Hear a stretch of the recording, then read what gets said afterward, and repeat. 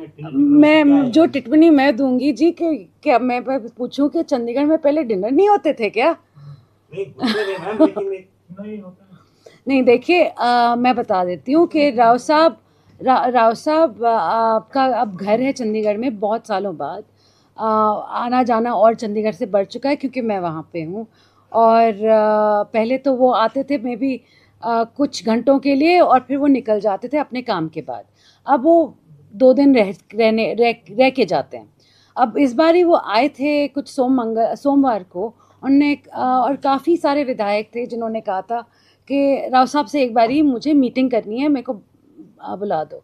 तो मैंने कहा 4-5 विधायक हैं, उनको बुला लेते हैं।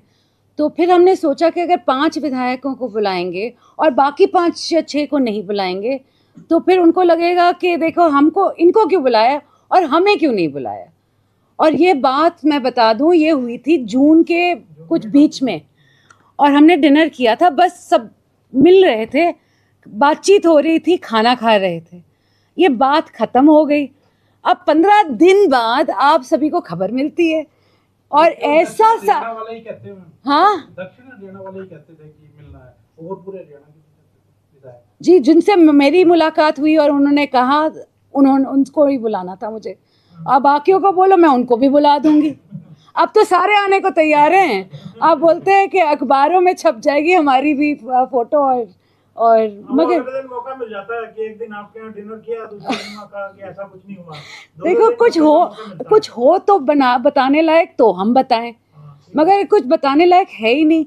डिनर पे क्या होता है भैया? खाना होता है, बातचीत होती है, कैसे हो, कोई काम है हम कर सकते हैं जी। हमारी तो यहाँ नहीं होती और हमारी, मैं बता दूं, 50 साल हो गए मेरे पिताजी की राजनीति को। हमने कभी पीछे से वार नहीं किया। हम जो भी करते हैं बिल्कुल सामने से करते हैं। तो जब ऐसी चीज़ें होती हैं, ये सिर्फ वो कहते हैं ना, वो शब्द एक शिष्टाचार भेंट वही हुई थी। तो सीएम साहब को भी बुलाया आपने बाद में? हाँ जी, क्यों नहीं? नहीं, वो कोई उस वहाँ बात हुई हो या कोई शिष्टाचार तो होगी? सब कुछ शिष्टाचार भेंट है जी, बिल्कुल। सीएम साहब ने कहा आ जाएगा आगे। Thank you. आप सभी पत्रकार साथियों का आने के लिए बहुत बहुत धन्यवाद। आपके लिए चाय नाश्ते का प्रबंध है अपने रूम में, इकट्ठे करें।